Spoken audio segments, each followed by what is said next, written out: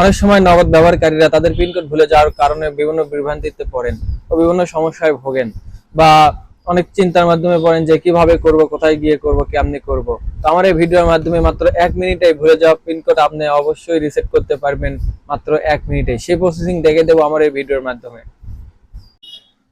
তো প্রথমে চলে যাব আমাদের স্মার্টফোনে হ্যান্ডসেটে ডায়াল প্যাডে।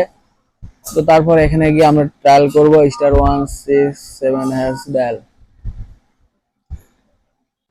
তো এখানে অনেকগুলো অপশন আছে, তো আমরা সিলেক্ট করব পিন রিসেট অর্থাৎ 8 সেন্ট। দেন এখানে আমরা যেহেতু পিন ভুলে গেছি তো ফরগেট পিন 1 সেন্ট। দেন এখানে যে এনআইডি কার্ড নগদ অ্যাকাউন্ট খোলা সে এনআইডি কার্ডের নগদ সে এনআইডি কার্ডের নাম্বার আমরা এখানে দেব।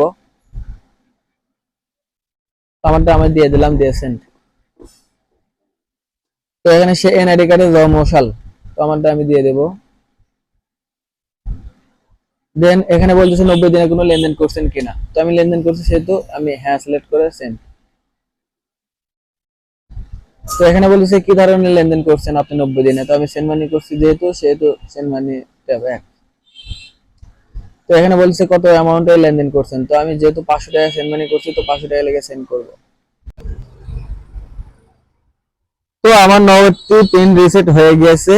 তো আমি এখন নিয়ম অনুযায়ী আমার পিন কোডটি সেট আপ করে দেবো নগদে। এভাবে আপনার ভুলে যাওয়া নগদের পিন কোড অবশ্যই সেট আপ করতে পারবেন। এবং ভিডিও ভালো লাগলে অবশ্যই ফলো দিয়ে পাশে থাকবেন। ধন্যবাদ।